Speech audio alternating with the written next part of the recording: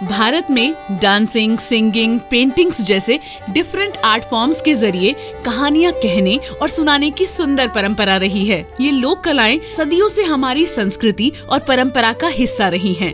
उनमें से हर एक कला दूसरे से एकदम अलग है। हर आर्ट फॉर्म की उत्पत्ति, इतिहास और विशिष्टता होती है। हमारी संस्कृति को जीवित रखने के लिए इस देश के लोगों द्वारा बहुत सारे प्रयास किए गए हैं और पेंटिंग उनका एक बहुत ही जरूरी हिस्सा है।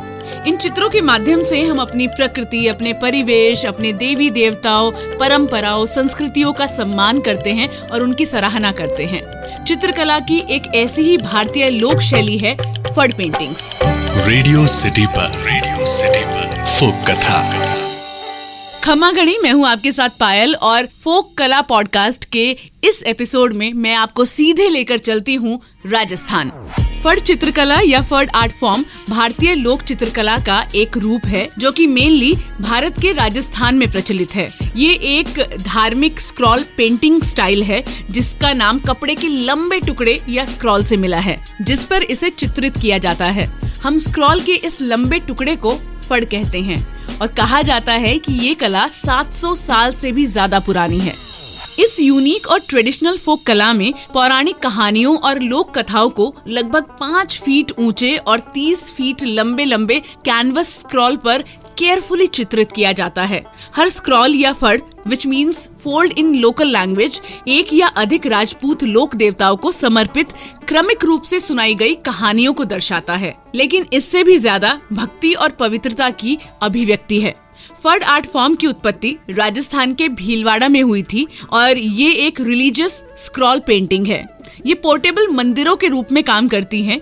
सदियों से इस चित्रकला शैली ने अपनी स्पेशल स्टाइल और विजुअल दृष्टिकोण को सफलतापूर्वक बरकरार रखा है, जिसकी प्रैक्टिस विशेष रूप से नायक समुदाय जोशी परिवार के कलाकारों द्वारा किया जाता है। टेक्निक्स और मेथोडोलॉजी को केयरफुली सिर्फ परिवार के अंदर ही रखा जाता था।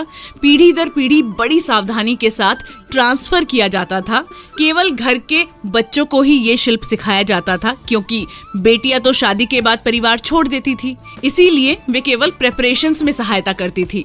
हालांकि कबीले के नए सदस्यों के रूप में बहुओं को ये कला सीखने और प्रैक्टिस करने की परमिशन थी।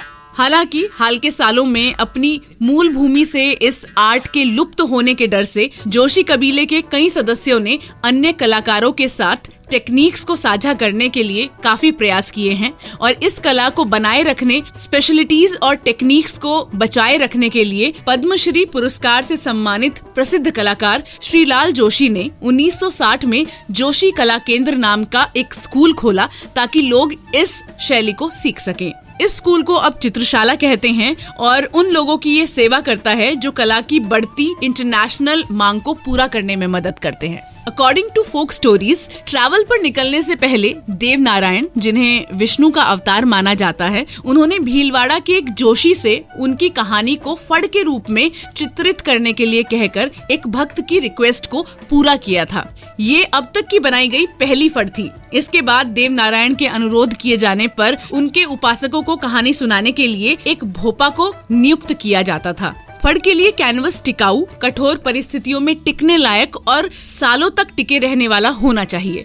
इसी वजह से चित्रकार हाथ से बुने हुए सूती कपड़े का चयन करते हैं, जिसे खादी कहा जाता है। धागों को मोटा करने के लिए कपड़े को रात भर भिगोया जाता है, फिर उबले हुए जौ के आटे या चावल के पेस्ट से स्टार्च किया जाता है, फिर कड़े पदार्थ को खींचकर धूप में सुखाया जाता है और फिर मून स्टोन से इसे रगड़ा जाता है। ये सतह को चिकना करता है और कैनवास को चमकाता है, जिससे इसे चमक मिलती है। इन चित्रों को बनाने की पूरी प्रोसेस में कुछ हफ्ते या महीने लगते हैं। पूरी प्रोसेस में पूरी तरह से नेचुरल फाइबर और प्राकृतिक रंगों का या मिट्टी या पेंट का इस्तेमाल किया जाता है। और अब बात कलर स्कीम एंड टेक्निक्स की। एक बार जब कलाकार कपड़ा तैयार कर लेता है तो वो कहानी के हिसाब से कैनवस पर अलग अलग पार्टीशन करता है और उसको दर्शाता है। विशेष रूप से विजुअल्स को बेहतरीन ढंग या लाइंस के जरिए व्यवस्थित नहीं किया जाता, ना ही वो कॉमिक स्ट्रिप्स की तरह फ्रेम के भीतर फंसे हुए होते हैं। उसके बाद इसमें नेचुरल रंगों का यूज किया जाता है। आकृतियों के लिए नारंगी, आभूषणों यानी कि ज्वेलरी के लिए पीला, पेड़ों और वनस्पतियों के लिए हरा, कपड़ों के लिए लाल और जानवरों और इमारतों के लिए भूरा रंग, जिसमें सोने या चांदी के रंगों का उपयोग नहीं किया जाता। जो सबसे हल्के रंग से शुरू होकर सबसे गहरे शेड तक होता है, नारंगी, पीला, हरा, भूरा, नीला और फिर लाल। कलाकार कैनवस पर सभी तत्वों को काले रंग से रेखांकित करके पेंटिंग को पूरा करता है और अंत में हिस्टोरिकल कहानी को जीवन से जीवंत करता है। और हाँ, सबसे लास्ट में आंखों को बनाया जाता है, क्योंकि ऐसा कहा जाता है कि आंखें बनाने के बाद वो पेंटिंग पूरी तरह से जीवंत हो जाती है और उसके बाद उस पर काम नहीं किया जा सकता। अब बात करते हैं फड पेंटिंग्स के यूनिक स्टाइल की। फड स्टोरी बोर्डिंग स्टाइल इसे सभी अन्य लोक कलाओं से अलग करती है। ऐसी कई छोटी छोटी बारीकियां हैं जो सामूहिक रूप से इसे कथात्मक कहानी के रूप में निर्मित करती हैं। उदाहरण के लिए पात्रों का आकार उनकी सामाजिक स्थिति और कहानी में उनकी भूमिका के इम्पोर्टेंस के आधार पर अलग होती है। इसके अलावा सचित्र घटनाओं को चतुराई से एक दूसरे से जोड़ा गया है। फिगर्स एक सीन से दूसरे सीन में ओवरलैप हो सकते हैं और लगातार एपिसोड के लिए एक कॉमन पृष्ठभूमि का इस्तेमाल किया जा सकता है। सभी फड कलाकारों द्वारा अपनाई जाने वाली अन्य सामान्य शैलीगत विशेषताओं में प्रत्येक आकृति सपाट और द्विआयामी होती है, जिसे प्रोफाइल में बड़ी आंखों और छोटी नाक के साथ दिखाया गया है। इम्पोर्टेंट पात्रों की पहचान के लिए रंग, प्रतीकवाद और आकार का इस्तेमाल किया जाता है। कैनवास का हर एक इंच जीवंत, साहसपूर्वक रेखांकित आकृतियों से भरा होता है। फिर भी स्टोरी बोर्ड इसकी लेजेंड्स और घटनाओं के फ्लो को सहजता से चित्रित करता है।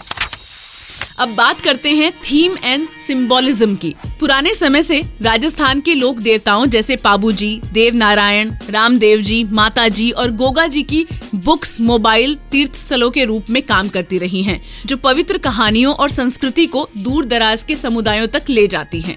जिनके पास कोई भी औपचारिक मंदिर नहीं है, उनके लिए ये बहुत काम करती हैं। दो सबसे ज्यादा फेमस सब्जेक्ट्स या फड, पाबूजी जिन्हें भगवान राम के भाई लक्ष्मण का अवतार कहा जाता है और देव नारायण जिन्हें विष्णु का अवतार कहा जाता है, उन्हें बनाने की परंपरा है। दोनों कहानियों में अच्छी तरह से डेवलप्ड स्टोरीज हैं।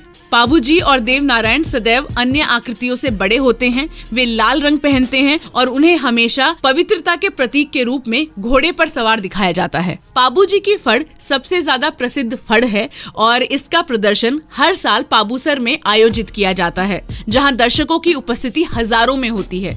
ये उत्सव कार्यक्रम जयपुर विरासत द्वारा आयोजित किया जाता है।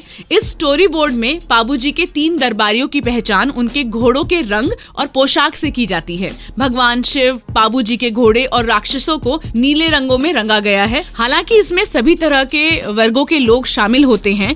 ये सख्त रूप से सिंबोलिज्म अनएडुकेटेड विलेजर्स को कलर कोडेड पात्रों को अधिक आसानी से पहचानने में मदद करती है। राजस्थान में इसके घटते यूज के बावजूद दुनिया भर में फड लोक आर्ट काफी बड़ी है, इसकी सराहना हुई है और अगर आर्ट प्रिजर्व करने वाले लोगों की माने तो कस्टम कैनवास की मांग भी काफी बड़ी है। इस प्रकार पेंटिंग अब केवल सिर्फ लोकल गाथाओं को बताने के लिए ही नहीं, बल्कि अन्य लोकप्रिय महाकाव्यों और पौराणिक कथाओं की भी कहानियां कहने के लिए चित्रित की जाती है। अब बात करते हैं प्रेजेंट की और चेंजिंग डिमांड की। राजस्थान में इसके घटते उपयोग के बावजूद दुनिया भर में फड लोक आर्ट काफी ज्यादा बढ़ी है, उसकी सराहना हुई है और अब कस्टम कैनवास की मांग ज्यादा हो रही है। इस प्रकार पेंटिंग अब केवल सिर्फ लोकल गाथाओं को बताने के लिए ही नहीं बनाई जाती, अन्य लोकप्रिय महाकाव्यों और पौराणिक कथाओं की कहानियां भी चित्रित की जाने लगी हैं। सामान्य विषय रामायण, महाभारत, गीत गोविंद, हनुमान चालीसा, इनकी कहानियां भी इसमें बताई जाने लगी हैं और त्योहार और विवाह समारोह जैसे अवसरों पर भी ये काफी लोकप्रिय हो गई है। लेकिन ये पेंटिंग्स अब भी अपने मूल सिद्धांतों के प्रति सच्ची हैं, अभी भी प्रकृति में रिलीजियस ही है और कई सारी टेक्निकें भी इसमें अपरिवर्तित हैं, यानी कि अनचेंजिंग है। प्रेजेंट में फुल फ्लेजेड करियर वाले कलाकार कम हैं। हालांकि इस कला की मांग बहुत ज्यादा है और अंतर्राष्ट्रीय स्तर पर कला प्रेमियों द्वारा इसकी काफी सराहना की जाती है। फॉर्चुनेटली जोशी समुदाय के सदस्य अपनी समृद्ध सदियों पुरानी विरासत को फैलाने के लिए बहुत ज्यादा काम कर रहे हैं। राष्ट्रीय स्तर पर कार्यशालाएं और प्रस्तुतियां नियमित रूप से ऑर्गेनाइज की जाती हैं। चित्रशाला फड़चित्रकारी.com राजस्थान में श्रीलाल जोशी द्वारा स्थापित एक कला संस्थान है जो कलाकारों को सदियों पुरानी फड़ लोक आर्ट स्टाइल को बहुत ही अमेजिंग तरीके से सिखा रहा है। आज के सबसे प्रसिद्ध फड़ कलाकारों में कल्याण जोशी, विजय जोशी, प्रदीप मुखर्जी, नंद किशोर जोशी हैं। श्रीलाल जोशी, कन्हैयालाल जोशी, कैलाश जोशी, ये सब जोशी परिवार के लोग इस कला को आगे बढ़ा रहे हैं। वैसे अगर आप बहुत ही सुंदर कलात्मक फड़ पेंटिंग्स देखना चाहते हैं, खरीदना चाहते हैं, तो heartforartonline.com पर जा सकते हैं, dollsofIndia.com, artistera.com, goforethnic.com, theindiacrafthouse.com, इन सब पर जा सकते हैं और अपनी मनचाही फड़ पेंटिंग्स को खरीद और देख सकते हैं। वैसे आज का ये एपिसोड आपको कैसा लगा प्लीज बताइएगा। @भाई साहब पायल के नाम से मैं आपको इंस्टाग्राम पर मिलूंगी, BHAISAABPAYAL, और अगले एपिसोड में एक और भारत की लोक कला के बारे में आपको बताऊंगी। तब तक अपना फीडबैक देते रहिए और एंजॉय करते रहिए ये अमेजिंग पॉडकास्ट जिसका नाम है रेडियो सिटी पर फोक कथा।